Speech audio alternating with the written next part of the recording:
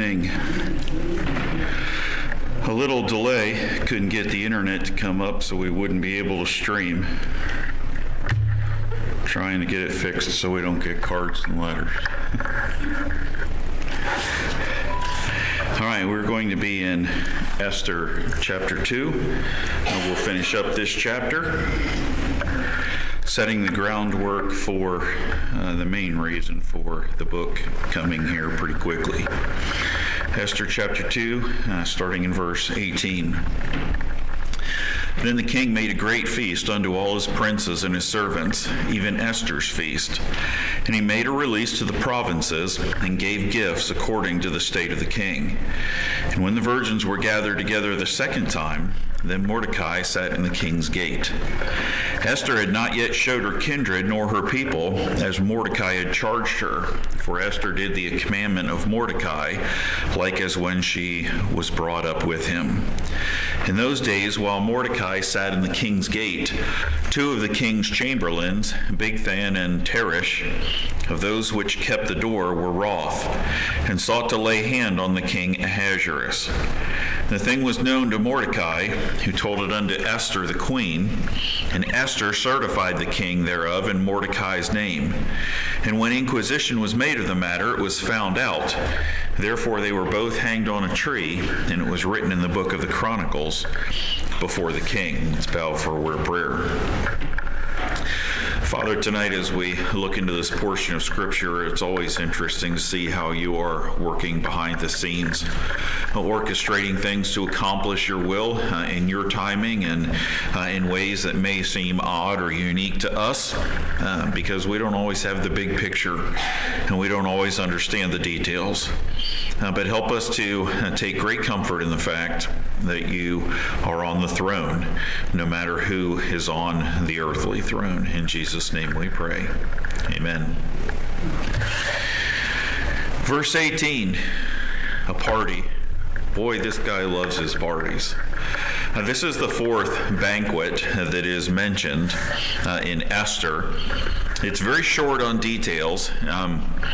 Interesting that in laying the foundation in the first chapter, we have a great amount of detail about the parties that are going on and how long they are and how lavish they are and all the things that are happening. And here we have no details about time. We don't really have any details about specific people. All we know is it was a great feast and it's for all the princes and the servants.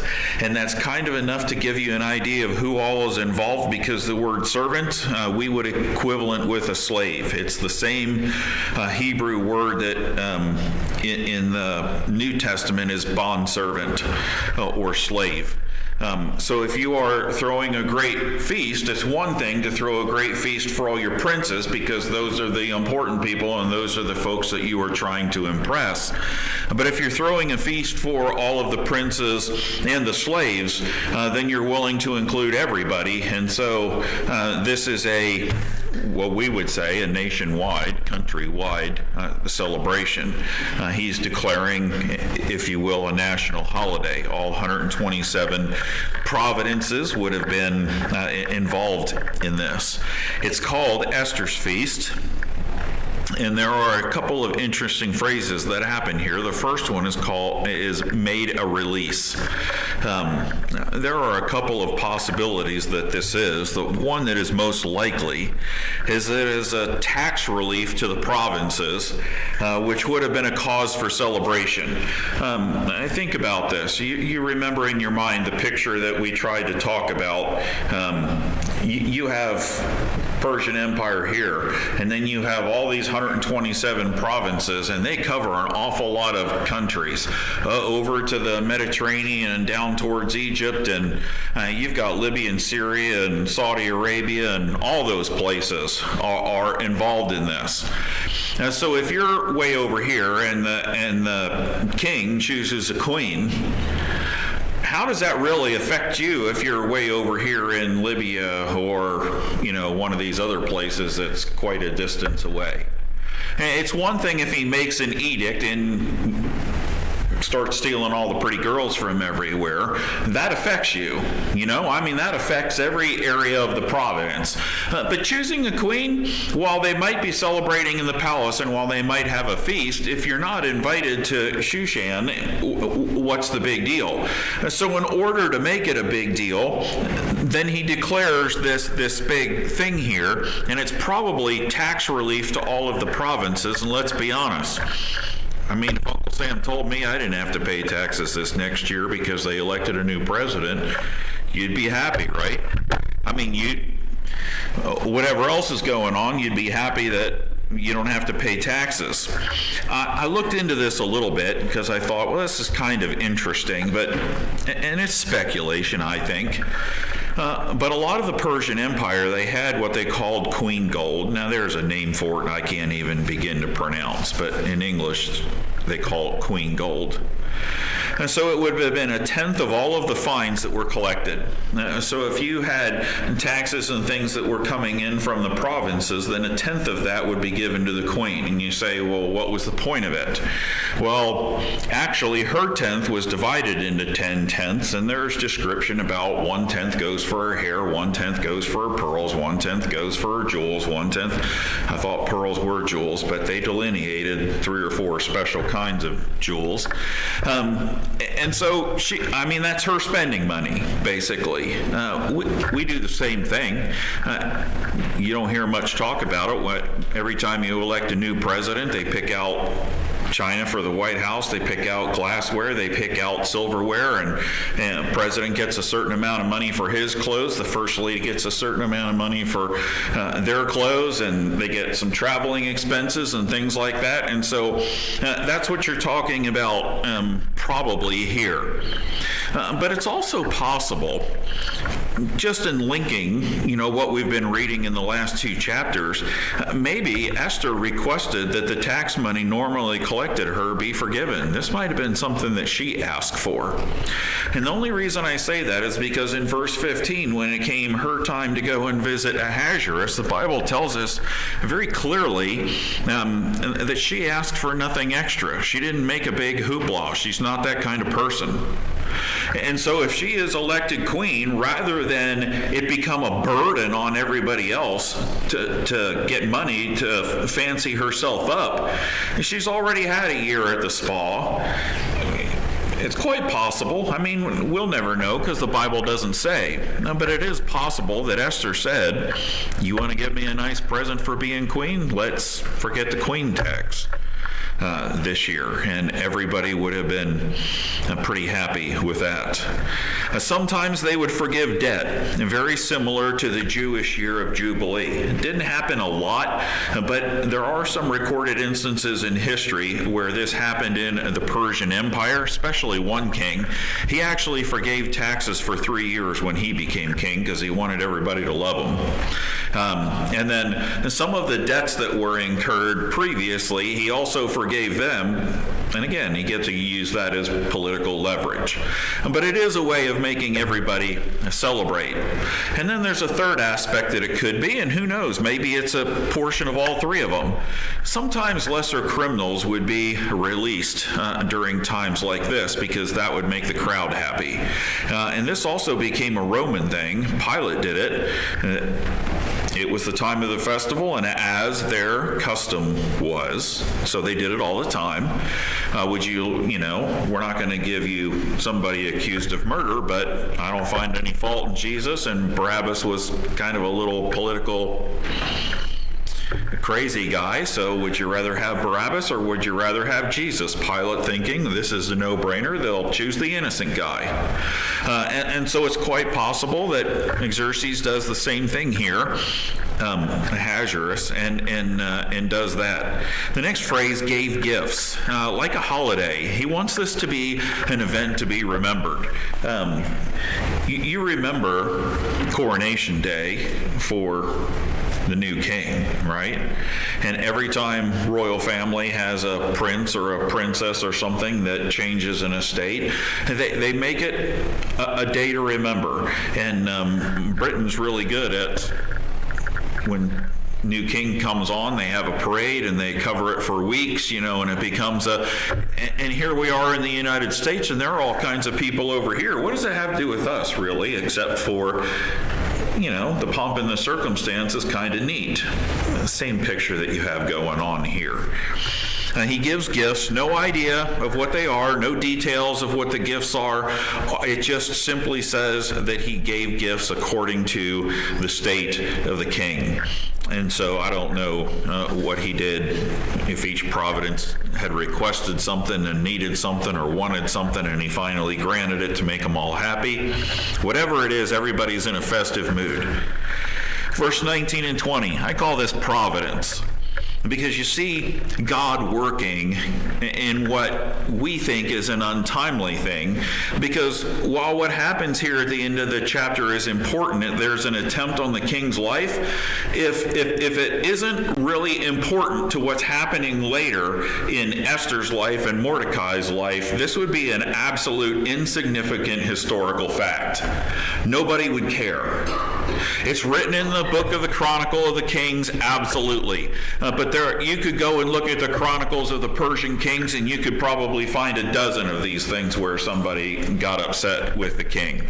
But God puts it in here because he wants us to understand that this is a providence thing. He's working behind the scenes. And we see it in verse 19 and 20. And when the virgins were gathered together the second time, then Mordecai sat in the king's gate. Now, the start of Esther here has a lot of stuff that can be difficult to understand because we're just not given a whole lot of background information. What we do seem to have is a second gathering here, and people argue whether it's completely different girls or whether it's the same girls. But the same description, it starts out at first. Virgins from everywhere. And they're gathered or they're collected in that same word. In other words, they don't have a choice. And so some people are saying that they are brought out and kind of paraded in front of everybody at this banquet for the queen to emphasize the fact that, man, look at the variety and the beautiful women that this guy had to choose from. And he chose her. She's awesome. And I could see that maybe, but I have some problems because they've been with the king, and so they don't meet one of the descriptions that's listed here. To me, this sounds more like they're not bringing these sane girls together here to highlight the fact that Esther is so far above and beyond any of them. I'm in the camp that they bring a second group like Esther's group. Only this is not for the purpose of picking a queen because they've already picked a queen. So this is simply for a bigger harem. This is for concubines. Which tells me that God didn't wait to have who knows how many more girls gathered from all over the place. She's in the first bunch and already on the throne, and now all these other folks, that come in, doesn't really matter if he would have, and you can suppose all you want to. But to me, God's been working this whole thing out detail by detail by detail. Even as inconvenient as it is for Esther and Mordecai, he is working to use something that has to be kind of aggravating to them to save their life. And Mordecai is going to get a formal position because of this situation, because of the little phrase that says he sat at the king's gate. That phrase means to sit as judge. It is a formal position. Now, what position he had there, we don't know. We talked last time we were together that history tells us there is a I'm not even going to try and say it because I sometimes get Mordecai confused. But it sounds a whole lot like Mordecai, and he was an accountant, and he is found buried in another city, and he was there stated in the annals of history as an accountant for the king at Shushan the palace. And so he was obviously traveling to this other place on official business. Same guy or not, don't know. But it is important that Mordecai sat in the king's gate because, again, while it seems like an insignificant detail in history, we're going to jump down to verse 21 and we're going to find out that he is in a position of authority to be able to do something when this information comes to light. If he's not in this position of authority, and if Esther isn't the queen, where does he go with this information, and who takes him seriously enough that they act on it? And so it's interesting how this all works. Now, there is a part here that a lot of folks question, because the Bible is careful to tell us a couple of times now that Esther, in verse 20, had not showed her kindred nor her people as Mordecai had charged her. Well, the immediate question comes up, was Mordecai right to tell her not to do this? And what's interesting is the book never answers that question, really. But can I suggest to you that there is a difference between flaunting your faith and standing up for it? People question Esther and they say, well, if God's really working here, why can't she say that she's a Jew and still have the king choose her? And she's not flaunting anything, but when it's important, Esther puts everything, including her life, on the line. And so we know that she is a young lady of that kind of character. And so I feel like it's counterproductive to look at this and question, well, was this the right thing to do? It probably was the right thing to do for a lot of different reasons.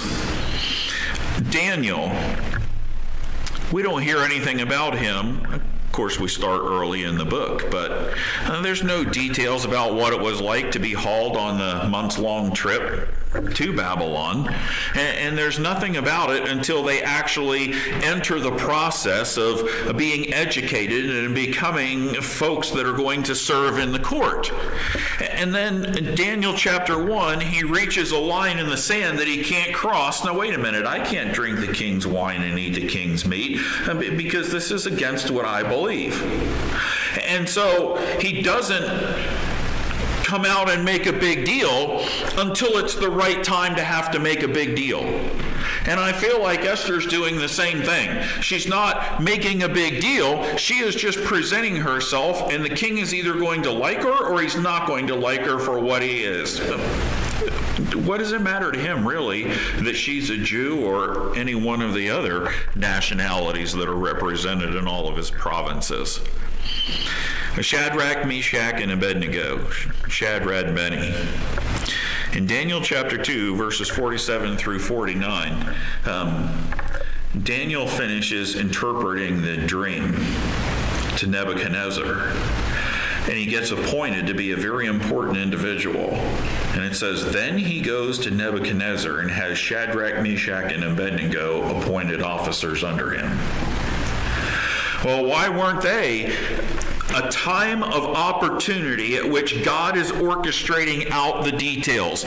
Daniel doesn't get promoted until everybody's getting ready to kill because nobody can translate the dream. And when he gets promoted, now there's an opportunity to bring recognition to these three young men who are going to cause some problems later on. But again, they have already gained the trust and the favor of Nebuchadnezzar before they're asked to bow to a statue.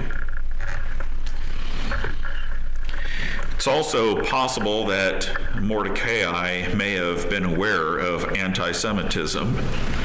He's been walking and checking on her every day and traveling in and around and about the palace.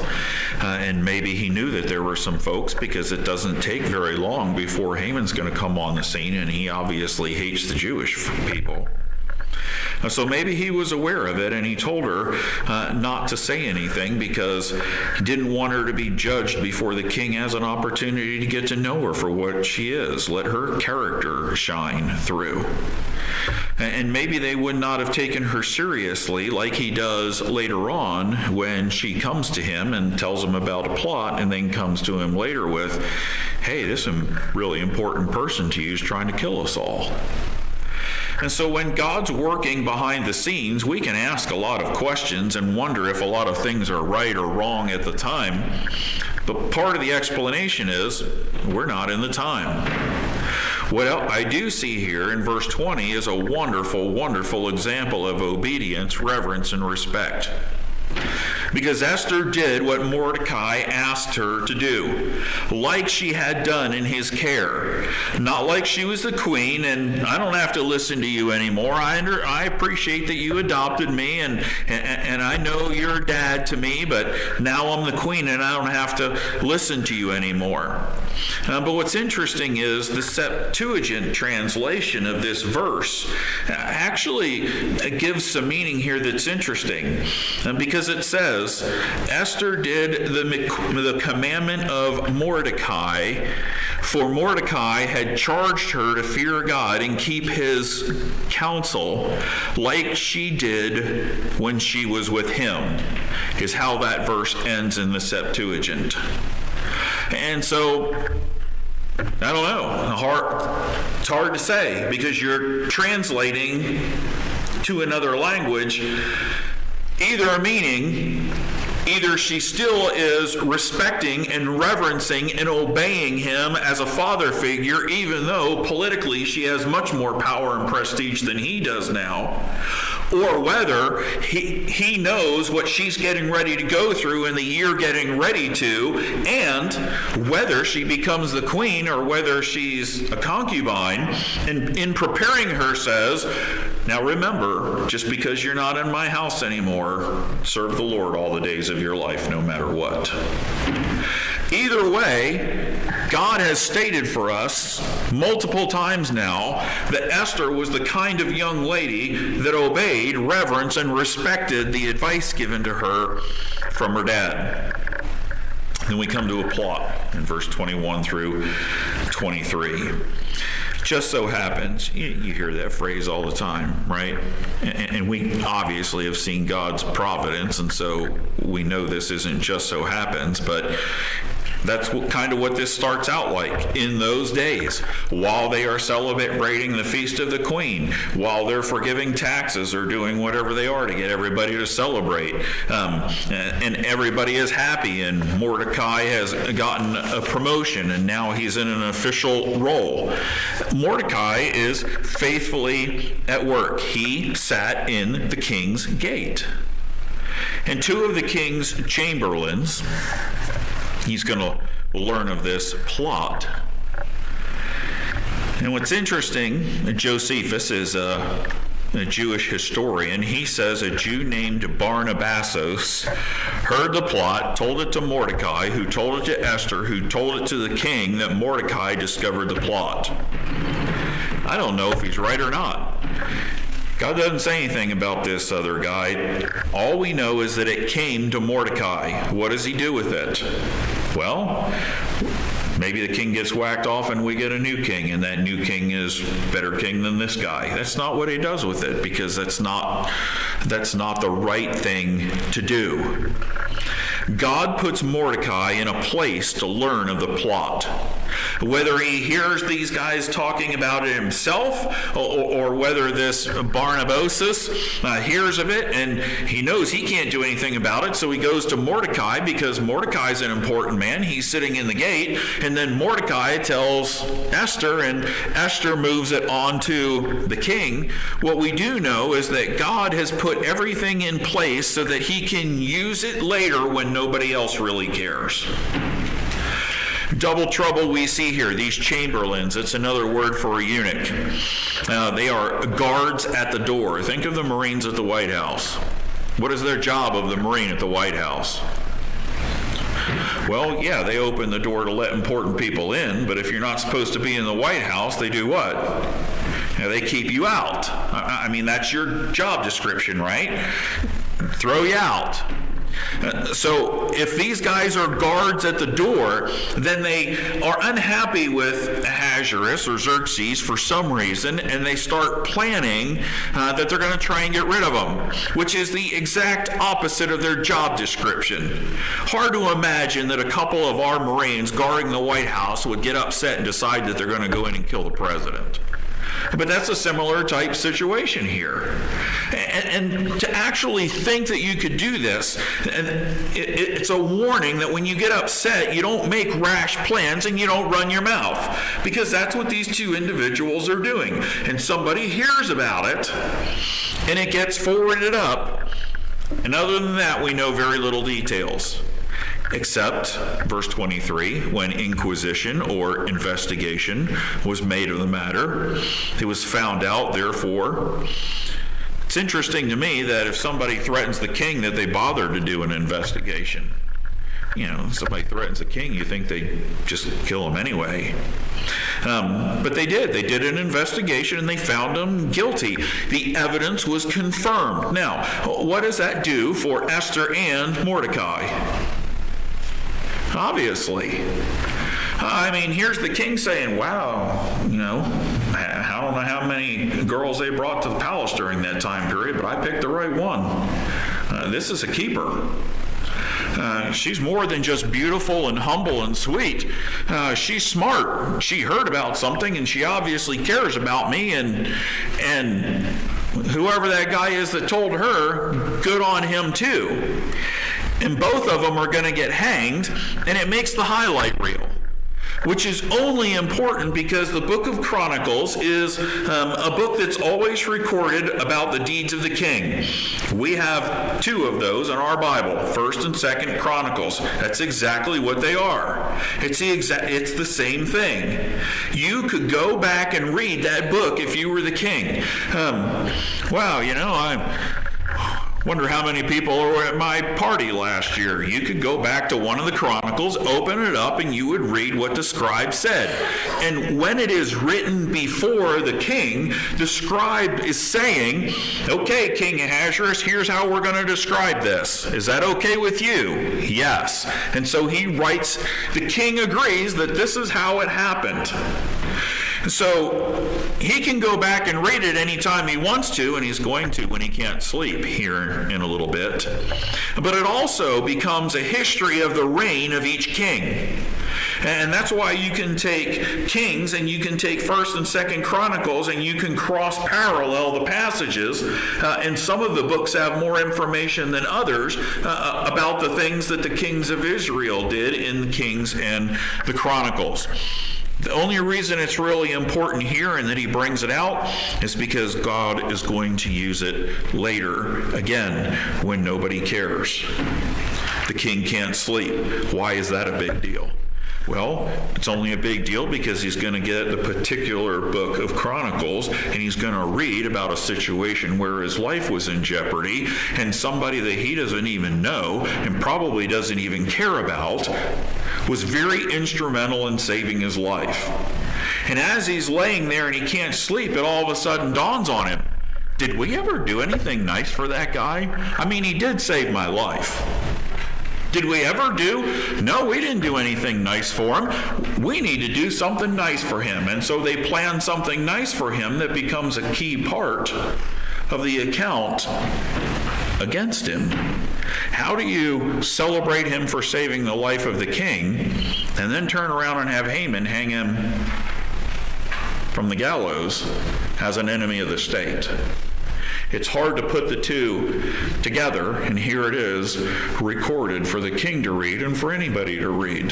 He's not really an enemy of the state. Things aren't always what people tell you that they are. Praises or prayer requests?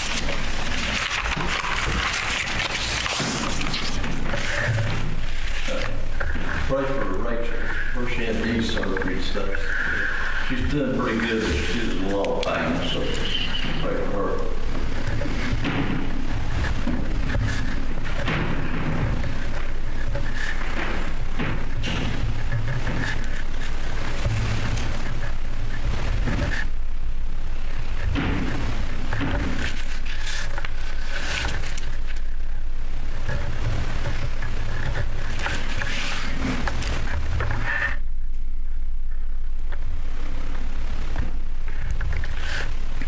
Heard anything from camp? 71 campers, 72.